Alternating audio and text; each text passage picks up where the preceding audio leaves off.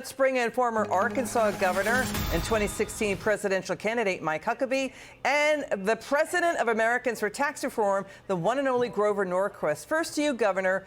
Okay, former President Trump, his massive Saturday rally in deep blue Democrat New Jersey and Wildwood. Governor, that's near Democrat Pennsylvania. Let's show the viewers what's going on with that new New York Times Siena poll. Trump leads Biden in 5 of the 6 battleground states, including Pennsylvania. They're tied in Wisconsin. But, Governor, this is what the New York Times is saying. Quote, Trump's strength here in the battlegrounds is because Trump is gaining with more young, Black and Hispanic voters. So now Trump is taking Democrat voting blocks away from Biden in the battlegrounds? Yeah, it's pretty amazing. When I was a kid, I remember we'd go to these carnivals, and they would give us these, they called them Chinese handcuffs. It was a little net thing, and the harder you pulled to get out, the more stuck you were. What I'm thinking is that the Democrats, in trying to go after Donald Trump, keep entangling themselves, and the harder they pull, the worse it gets for them. If it continues like this, and maybe they'll throw up some more charges at him, it could be the biggest landslide since Ronald Reagan beat Walter Mondale in 1984. This is really moving forward in a way that I don't think most of the Democrats thought would happen. They thought they would get rid of Trump, keep him from being able to run, and it looks like it's Joe Biden.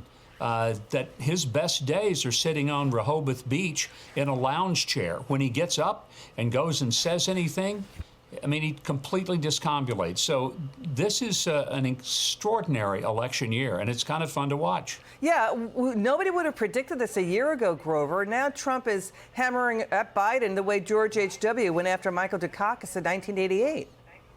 Well, the most powerful issue in American politics since the beginning of the country is the tax issue. And Trump reiterated in New Jersey that he not only cut taxes when he was president, but he intends to cut taxes for everybody, for businesses, for high-income people, low-income people, middle-income people. Everyone is going to be paying less in taxes. Biden goes out and has made a list of the tax increases he's going to impose on everyone. He wants to tax our businesses higher than China. The corporate income tax will be higher than China's. How do we compete? He wants to take a capital gains tax to 44.6%. China's 20. Who invests in the United States, in Biden's America, with a 44.6% capital gains tax, 60 if you live in California, over 50 in New York, because you add the state taxes on top of that, 20 in China. How in the world do we compete with that? The energy taxes he's putting on. Not only is President Trump being strong pro-taxpayer, but Biden's out screaming, I'm going to get you and hit you in taxes you never thought coming. Why? Yeah, these are we're calling it, the evening edit is coining this phrase, Governor, what Grover just said, trickle-down tax hikes. So this is Biden's trickle-down tax hikes. You know, Jimmy Carter campaigned on tax cuts. Even Jimmy Carter did not campaign on tax hikes. Let's get your reaction to former President Trump at that Wildwood, New Jersey rally. Officials estimated the crowd was between 80,000 and 100,000. Watch this. The most grossly incompetent man in government, the worst president ever of any country. The whole world is laughing at him. He's a fool. He's not a smart man. He never was. In prime time, he was considered stupid. He's a moron. And other country leaders who I know, they laugh at him. The worst presidents, take them. Give me the 10 worst names. They haven't done the damage to our country that this total moron has done. We don't have to agree on everything, but we can agree that we want strong borders, not open borders. We want the American dream, not the Biden inflation nightmare.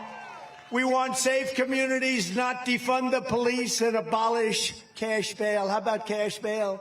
I'll give you a Trump middle class, upper class, lower class, business class, big tax cut. You're going to have the biggest tax cut. The tax cut was massive. Everybody here knows it because everybody was affected by it. It created jobs, but almost more obviously, it was just a great cut.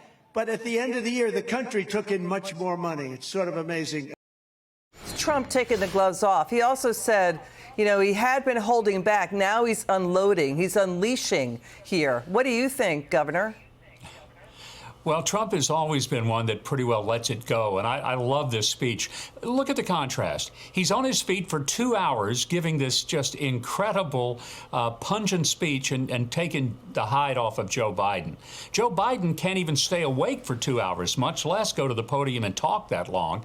But what a great contrast. When Trump was in office, the average American family was $4,000 a year better off than before.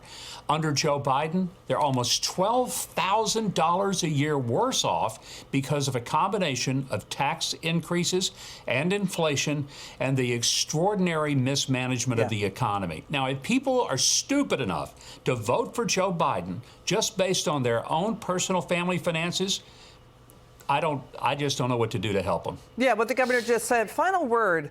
You know, Grover, Biden will not stop overspending like we're in a war when we are not. Even Federal Reserve researchers say this overspending is fueling inflation, but he wants to raise taxes when there's more than $1 trillion in government waste and fraud. He's not doing anything to stop that. Final word.